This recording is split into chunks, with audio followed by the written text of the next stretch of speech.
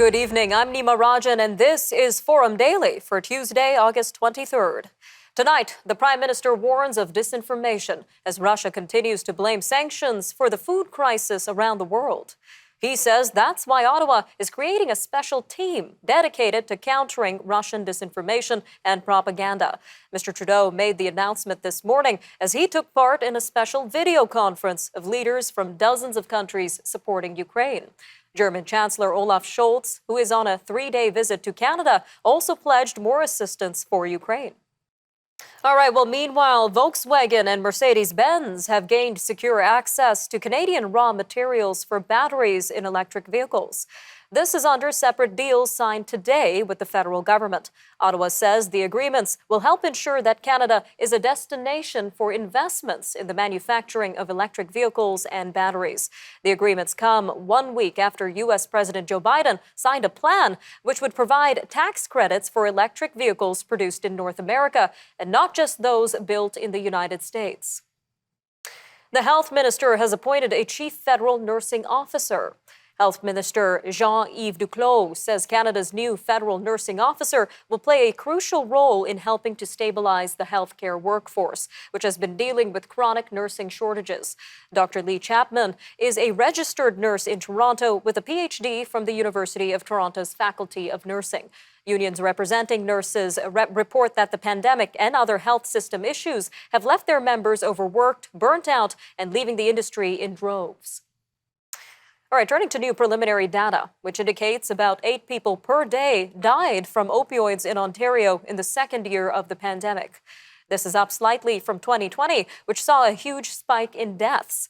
But the data also shows the death rate dropped by 10% in the first quarter of this year compared to the same time last year. The chief coroner says the data suggests the leap in opioid deaths during the pandemic was caused by more people using drugs on their own. And this is due to fewer services being available in their community.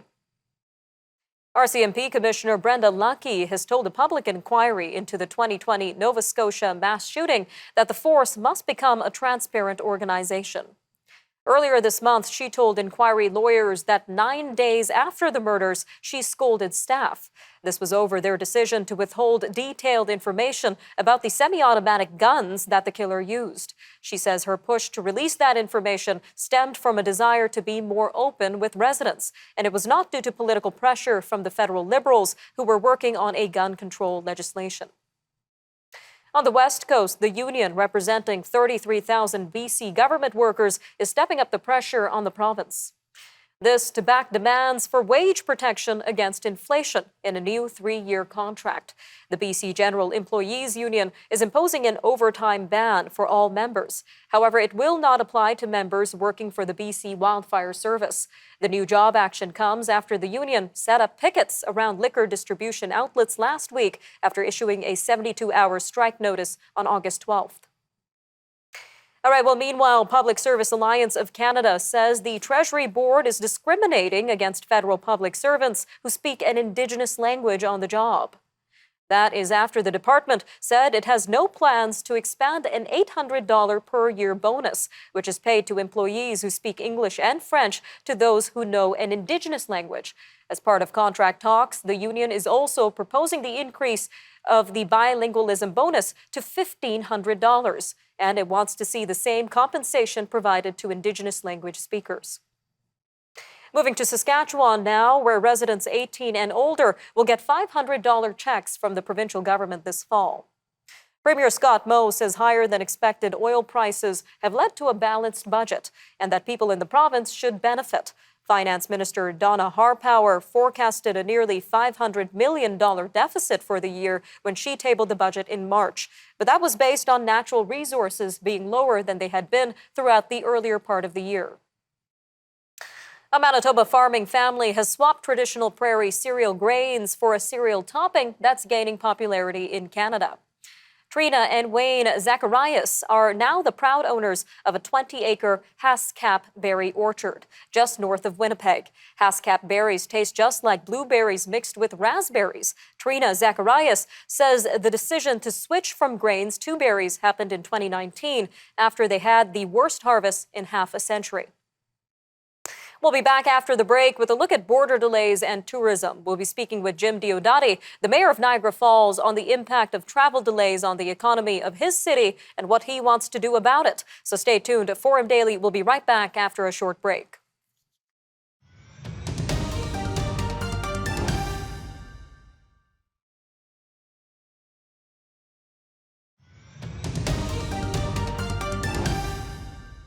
Politicians and business groups in the U.S. want Ottawa to scrap the ArriveCan app and clear the backlog of Nexus applications. They are trying to put increased pressure on the federal government to ease travel delays at border points. The Canadian American Business Council is launching a campaign called Travel Like It's 2019 that aims to flood MPs' inboxes with email demands for action.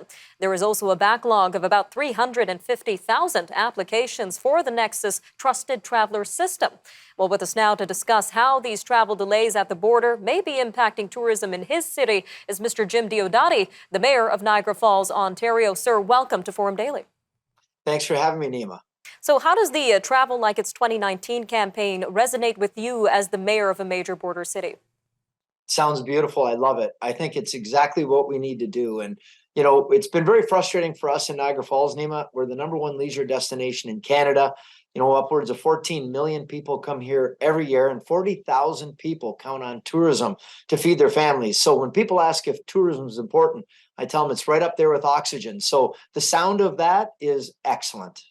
And would you happen to have any detailed stats or numbers in terms of how many businesses in Niagara Falls are being affected by these delays?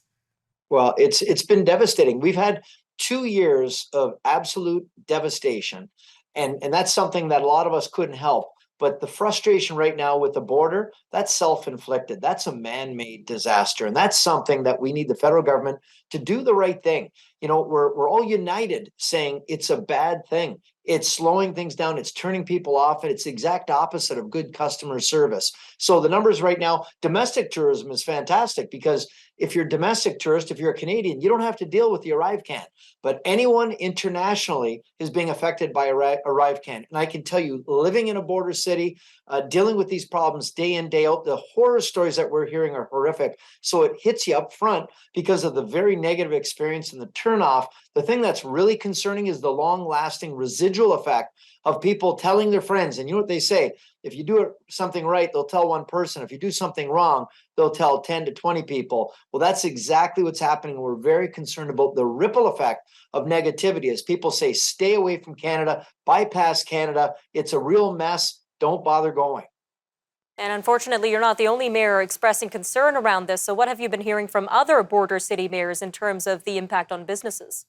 I can tell you, coast to coast, on both sides of the border, we're united. We're all saying we understand why this was implemented in the beginning when they were trying to keep COVID out.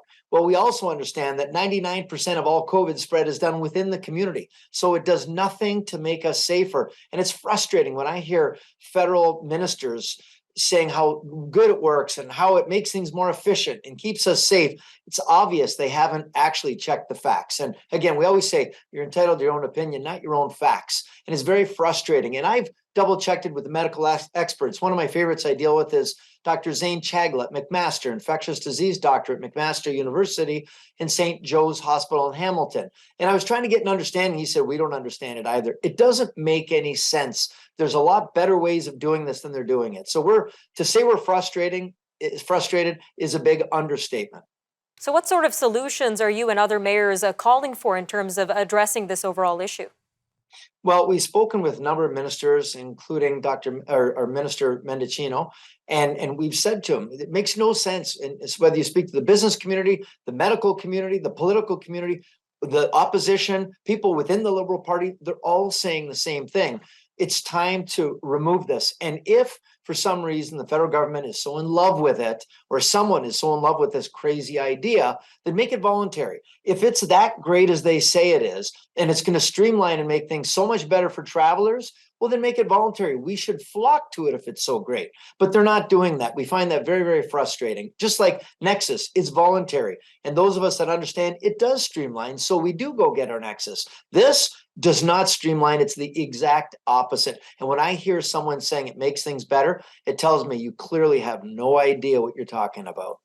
And in terms of the officials involved in this, what kind of responses have you been getting from officials regarding these concerns? Well, I'm going to tell you, off the record, an awful lot of empathy. But it's clear this decision's got to come right from the top. We've got a lot of finger pointing, a lot of people doing this, a lot of people trying to tell us that it's working so wonderfully and making efficient travel at the border. It's keeping us safer. I can't believe. I feel like I'm living modern day Pravda in the Soviet Union. I mean, where these crazy ideas are coming from, I can't believe. It's frustration for those of us on the border that are suffering. There's no reason for this. And it's really in an industry like tourism that's $105 billion in this country. It's not what we're looking for. We need help. We don't need somebody to make it worse for us. All right, Mayor Diodati, thank you again for joining us today on Forum Daily. Thanks for having me, Nima.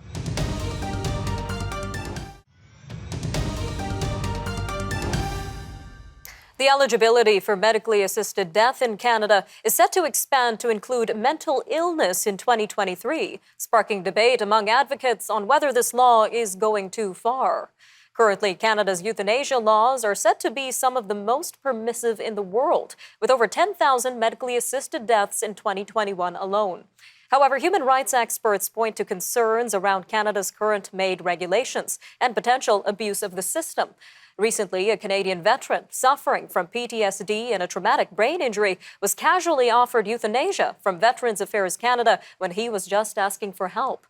The Canadian government is opening an investigation into this case. However, advocates say it's not unique in Canada. Questions remain around whether safeguards and proper regulation are in place to prevent further abuse of the system as MAID expands in March. Well, joining us now to discuss the issue of mental health in Canada and her perspective on the issue is Ms. Margaret Eaton, National CEO of the Canadian Mental Health Association. Ms. Eaton, welcome back to Forum Daily. Thank you so much. Glad to be here.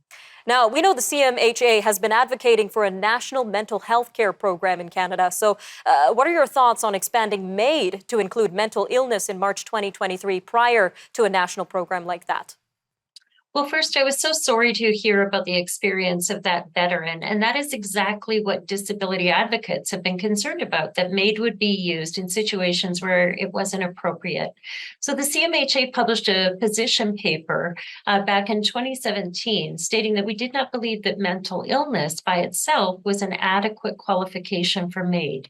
We believe that recovery is possible. And really, until everyone has access to appropriate mental health care, we should be really working on providing that support so that everybody has the opportunity to make a full recovery. So what do we know so far about the connection between suicidal thoughts and mental health, and more importantly, the impact of mental health treatment on such thoughts? Well, last year, about 10% of Canadians said that they had suicidal thoughts over that last year. And that is a big increase since COVID. Prior to COVID, only about 2.5% of Canadians would have said that they had suicidal thoughts. And it's particularly people who have anxiety and depression or a history of mental illness who have experienced those suicidal thoughts. But that risk of suicide can be prevented by providing access to things like psychotherapy, mental illness prevention and promotion, or peer support, but also providing social supports like making sure everyone has good social connections, that everyone has reliable housing, food, and income security. And there's really interesting new research on pharmacology that suggests that new treatments are being developed even as we speak. So there are ways to help people overcome suicidal thoughts and that risk of suicide. And I guess the big question here would be whether there are any mental health illnesses that constitute treatment through medically assisted death in Canada. What are your thoughts, ma'am? Well, we don't really believe MAID is a treatment. As I said, we believe recovery is absolutely possible. I know there are some intractable mental illnesses, such as treatment-resistant depression, and those things are a real puzzle for the medical community, and they could become unbearable to an individual. But that said, as I mentioned, we believe recovery is available and that new treatments are being developed all the time. So the focus really needs to be on comprehensive, free, and quality mental health supports in all communities across the country. So what steps can our officials take to prevent abuse of the system when mental health does become, or mental illness rather, does become part of MAID requirements? Well, we know that MAID has a rigorous process already of checks and balances. And there was a recent report that was prepared where an expert panel was brought on to say what sort of safeguards are needed so that we can actually ensure that the kinds of things that that veteran experienced aren't going on. So this expert panel included representatives from CMHA, and it recommended things like practice standards. So advice to doctors about what kinds of questions they need to be asking to ensure someone meets the criteria. There needed to be better interpretation of what is an irremediable medical condition. And there has to be a robust assessment process. So there are many things that can be done to make sure that people are accessing it appropriately. All right, Ms. Eaton, a quick 20 seconds left here, but what are you keeping your eyes on as this law is set to expand next spring? Well, we're really hoping that the federal government will consider expanding access to mental health care in conjunction with this legislation. So we believe in universal mental health care, and we're going to be developing a campaign this fall where we will lay out exactly what that might mean for Canadians, and hopefully that will reduce the incidence of suicidality. All right, Ms. Eaton, thank you again for joining us today on Forum Daily News. Thank you. All right, we'll be back with a look at major news stories and headlines from around the world after a short break on Forum Daily News. Stay tuned. We'll be right back.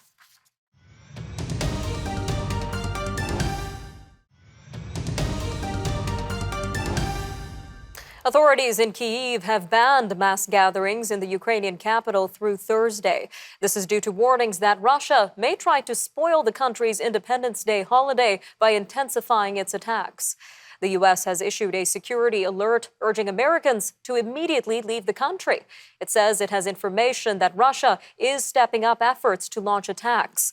This against Ukraine's civilian infrastructure and government facilities. The holiday celebrates Ukraine's independence from the Soviet Union in 1991. Turning to Mexico now, where a journalist who ran an online news program that focused heavily on state-level politics is the 15th media worker to be killed so far this year. Prosecutors in the southern state of Guerrero said yesterday that Freddy Roman was gunned down in the state capital. Guerrero is a state where drug gangs, armed vigilantes, and other groups regularly clash. This year has been one of the deadliest ever for journalists in Mexico. Moving to a new poll suggesting that most American adults think gun violence is increasing in their country and want to see gun laws made stricter. The poll is from the University of Chicago Harris School of Public Policy and the Associated Press Nork Center for Public Affairs Research. It finds broad public support for a variety of gun restrictions. It found that 71% of Americans say gun laws should be stricter. This includes about half of Republicans and a majority of those in gun-owning households. Advocacy group Equidem says Qatar arrested at least 60 foreign workers who protested going months without their pay, and after some were deported. The incident comes just 3 months before Doha hosts the 2022 FIFA World Cup. Qatar is facing intense international scrutiny over its labor practices ahead of the tournament. Qatar's government says it is investigating and plans to settle workers' salaries. Well, it looks like Haiti continues to see backlash from people tired of increasing violence and poverty in the nation. A couple thousand protesters marched through Haiti's capital and other major cities on Monday. They blocked roads and shut down businesses to demand that Prime Minister Ariel Henry step down and call for a better quality of life. Violence and kidnappings in Port-au-Prince and nearby areas have surged in recent months. Poverty also has deepened, and inflation has reached 29%. All right, well, meanwhile, about 2,000 protesters upset with the government's pandemic response converged on New Zealand's parliament. But there was no repeat of the action 6 months ago, in which protesters camped out on parliament grounds for more than 3 weeks. This time, police shut down streets, erected barricades, and banned protesters from bringing structures onto the grounds. Dozens of South Korean adoptees have formally demanded the South Korean government investigate the circumstances surrounding their adoptions. The adoptees were sent to Danish parents as children in the 1970s and 80s. They say the adoptions were corrupted by systemic practices that falsified or obscured children's origins. If officials in Seoul accept the application collectively filed by 53 adoptees, it could possibly trigger the most far-reaching inquiry into foreign adoptions in the country. A former head of security at Twitter, who was fired earlier this year, is now lodging whistleblower complaints. The complaints were filed with U.S. authorities, including the SEC, FTC, and DOJ. Peter Zatko claims Twitter misled regulators about its cybersecurity defenses and its problems with fake accounts. The Washington Post, which obtained the complaint, reports one of the most serious accusations is that Twitter violated the terms of a 2010 FTC settlement. This by falsely claiming that it had a strong security plan. Researchers say this has been a summer of extreme weather whiplash, likely made worse by human-caused climate change. Parts of the world, including in the U.S., Europe, China, and the Horn of Africa, are lurching from drought to deluge. The scientists at World Weather Attribution examine extreme weather for a climate change fingerprint. They only investigate weather that is record-breaking, causes a significant number of deaths, or impacts at least 1 million people. So far this year, they've seen 41 events that have reached that threshold. Researchers at the University of California, Berkeley, think there may be a tie between inadequate sleep and being less likely to be helpful towards others. They studied the effect of sleep on generosity across 3 different studies. This includes one that found there was a decrease in donations during daylight saving time. However, critics say it's not clear if the people taking part in the study had more or less helpful behaviors prior to the study and what their typical patterns of helpfulness are. All right, I'm Nima Rajan, and that'll do it for your look at national and international news for today. Remember, for more news on demand, you could always follow us on social media or check out our website, thenewsforum.ca. Take care, Canada.